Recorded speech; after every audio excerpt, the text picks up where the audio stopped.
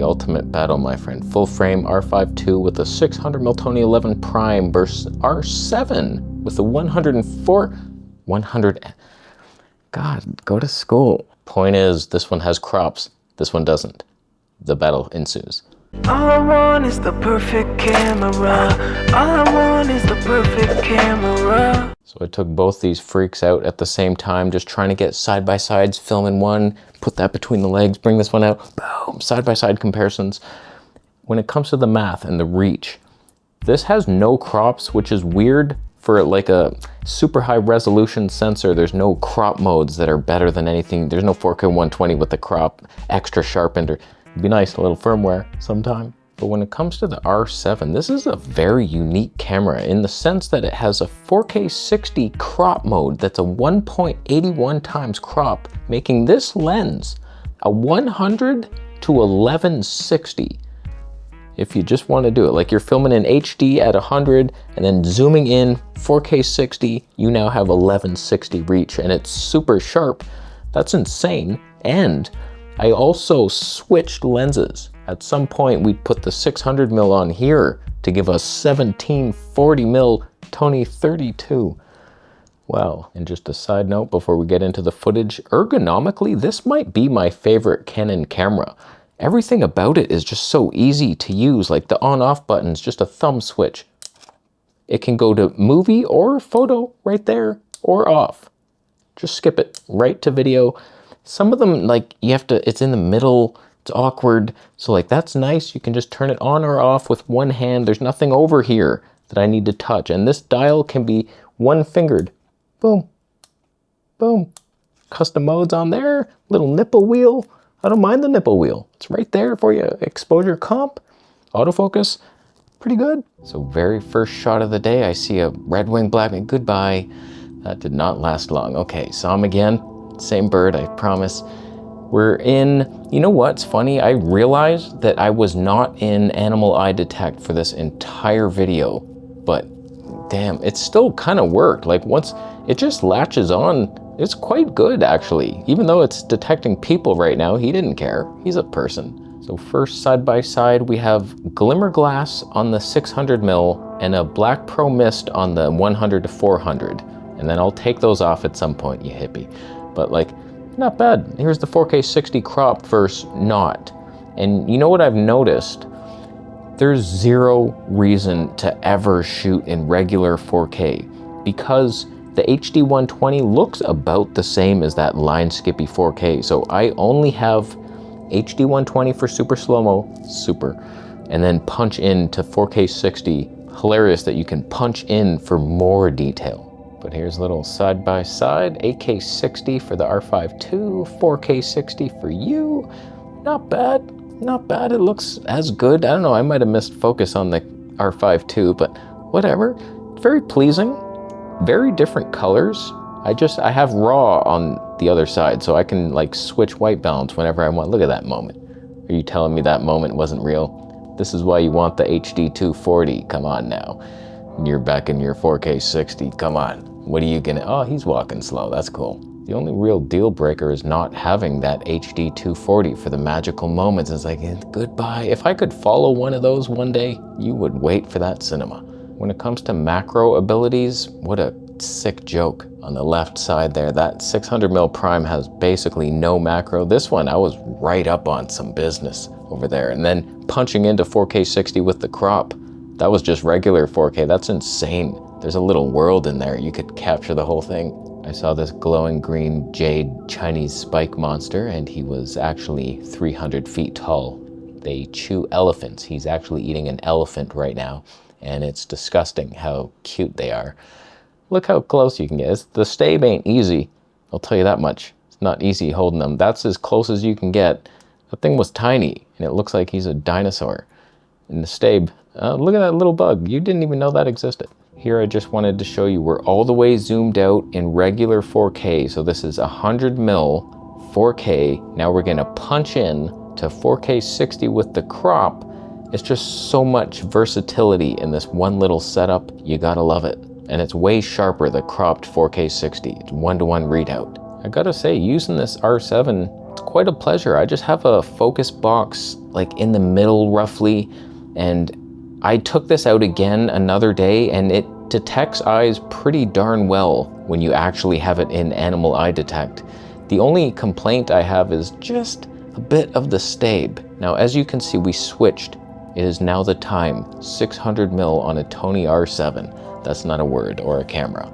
But side by side, I don't know how this is even remotely comparable. How is the R7 with a 600mm the same reach? I don't know, man. Don't trust these labels. I don't remember what I did that day. I woke up, an alien dropped me off somewhere, so we lost some time there, but that looks pretty glorious. And once I had the 600mm on, I only wanted to use that because it was so much reach. My goodness, imagine the 800mm on here. Get like 2000mm and it's somewhat usable. This is definitely the 600mm. Just in case it wasn't before, it definitely is now. And it's right on in there with the 4K crop. Man, there's nothing you couldn't see with this setup. And I was happy with 600mm full frame equiv, but like really, it's just the more is better. If you can get a 5000mm lens, just go for it. It's just fun, the more reach you have. I saw a turtle.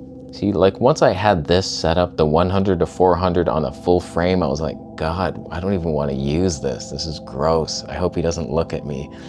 And then I just like, oh, I think I'll grab the R7 here, boom. Then you get like details and expressions of a turtle and he blinked. Come on, he blinks.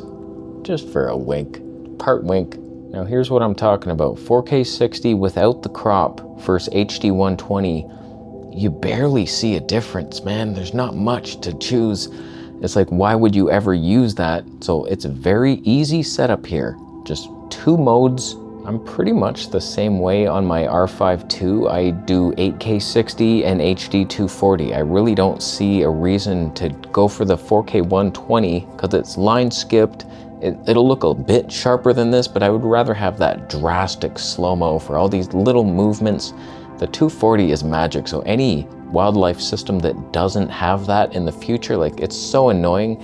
I just took this out with the Fuji XS20 in the 70 to 300 versus this R7, and I wasn't gonna use the 240p because it's so moire artifacted, it would be unusable. So it's unfortunate that you're lying and pretending you have that, but you do not. And all these magical, like that's a hero shot right there. That bird, 240, it looks sharp enough. There's not like super moire bricks on his back. It's like Canon 240p is probably second best to Nikon.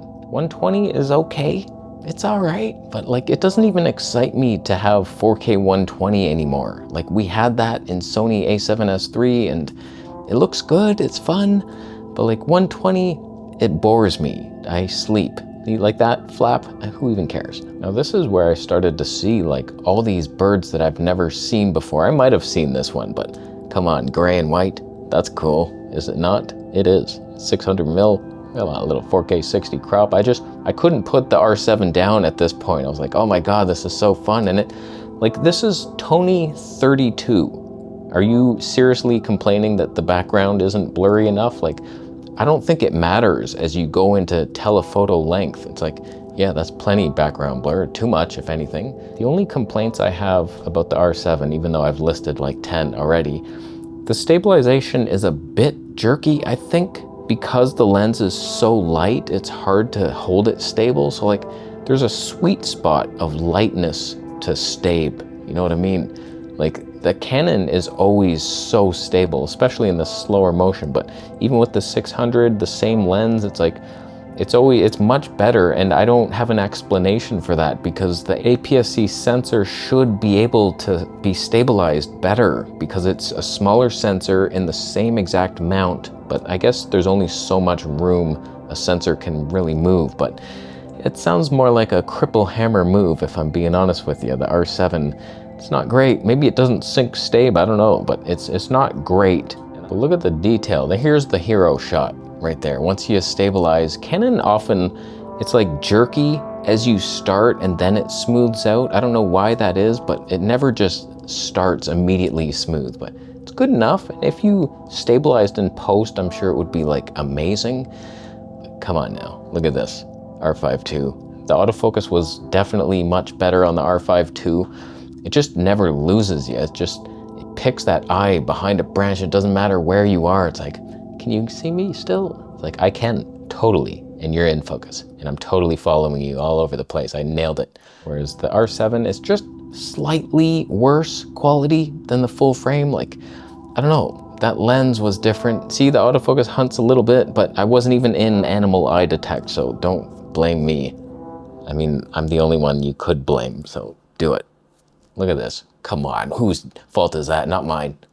That couldn't be my fault. But it did pretty good for just center box, no animal eye detect. Like looking for humans too, confusing it. I was always hating on this camera. When it first came out, I was like, 4K 60 with a crop, oh, that's garbage. Only HD 120, oh, that sucks, man. There's no lenses. But like, really? When you use it, I always make fun of a camera and then I try it and I'm like, oh wow, that's way better than the spec sheet would have ever let on. So like, you could totally get the cinema here. That looks sharp as heck. That's like very good HD 120 at least. I wish it was 240 or at least 180 from the R6, come on. But if you want to see this setup continued in action later on, this is now birding with Calliope's setup. So she's going to be filming her show on this instead of the little point and shoot. So that should be fun times. It's gonna frustrate her. I know it. At some point she's gonna go, oh, it's so shaky, or the autofocus is not working.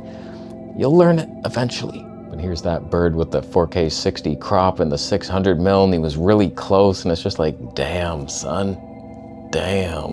So while there are levels to this, I do believe like a full frame with a prime lens is gonna be the best you can get, but most companies don't make an affordable prime lens. Even Nikons are quite pricey, even the 600 mil. It's like, but that's the sweet spot, full frame and a prime, and then the level below that would be like APS-C with a zoom like this, and then you're getting good shots, like sometimes better than the full frame. Even with the side-by-sides, it's like, I prefer the R7 in a lot of ways, and these files are a bit hard to edit with the C-Log 3, but not on the Mac Mini, they just breeze through. But come on now.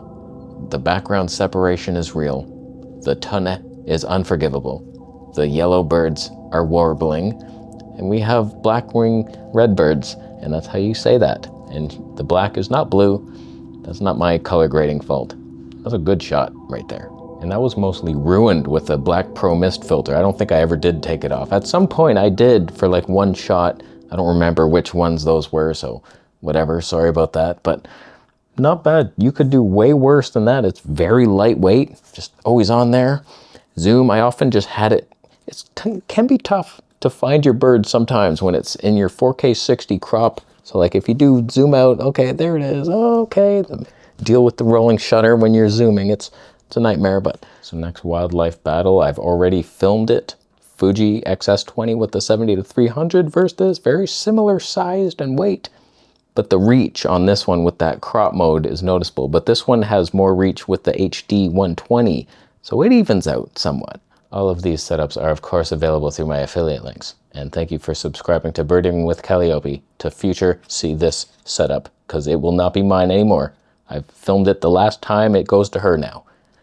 You do well, my friend. Build her career, and you go help her now. Send her a Rode Video Micro. I think she likes the audio. So, and a full frame, medium format Pentax. Someone send her that. I'll leave after Bitcoin gets donated. Subscribe for more.